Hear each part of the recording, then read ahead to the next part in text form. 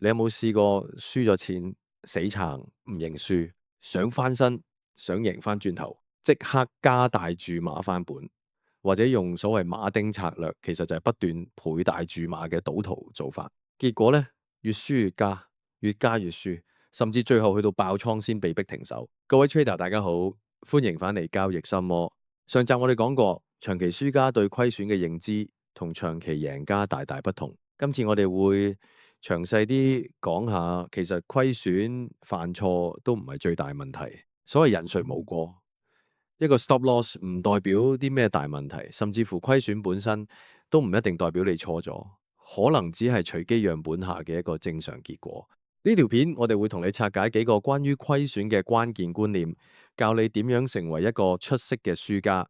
因為從來犯錯唔係問題，唔認錯先至係最大嘅心魔。開始之前記住 like 加訂閱加按埋隔籬個鐘仔，支持我哋繼續拆解交易心魔。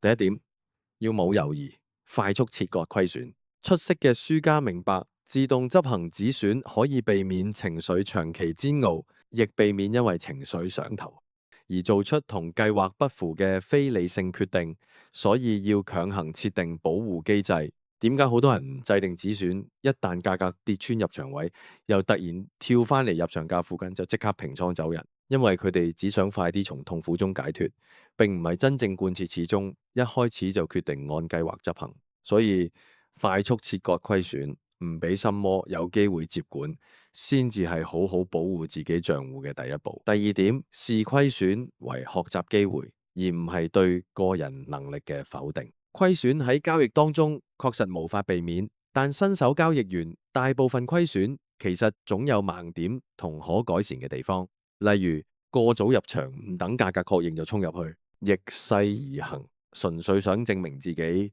定係無所事事，打開手機 app 見到圖表就隨手入場，有冇預先規劃好進場位、離場位、防守位同進攻位？出色嘅輸家會透過檢視每一次虧損，去找出問題根源，然後修正自己嘅行為標準或者系統嘅細緻度，從而逐步提高系統嘅 edge。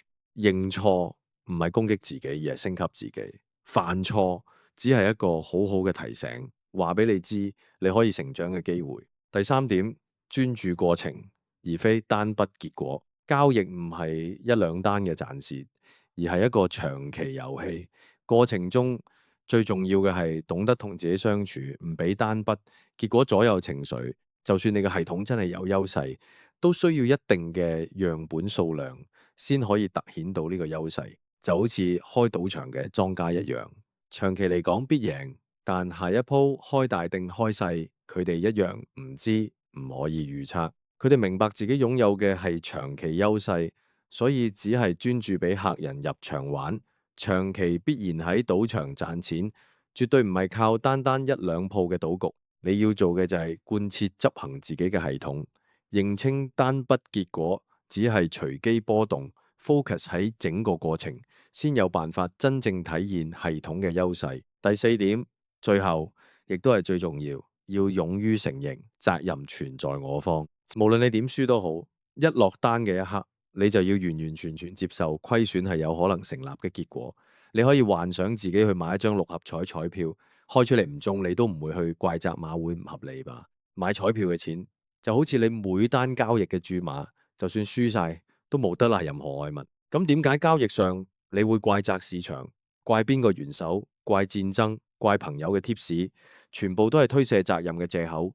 真正落單執行交易嘅人係你自己，除非你視交易為單純嘅賭博娛樂，只想賺下茶錢，否則想成為專業 trader， 到最後你都要承認虧損係自己嘅責任，只有你自己先幫到自己。透過檢視，一步步揾到減少虧損嘅最終方案。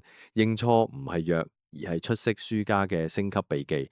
承認責任就係賦予自己，既然問題喺我，我就可以改，我就可以進步。各位 trader，我哋最後嚟總結一下：快速切割虧損，視虧損為學習機會，專注過程，勇於承認責任，全喺我方。呢四個觀念唔單止可以套用喺交易，甚至玩其他運動技藝都有莫大益處，幫助你降服內心嘅敵人，讓你一步一步變得更強、更穩、更專業。如果覺得呢條片有用，like 加訂閱加按埋隔離個鐘仔，唔想錯過任何一集航魔秘技。我哋係交易心魔，同你一齊踏上專業 trader 嘅路，一步一步唔使再被心魔操控。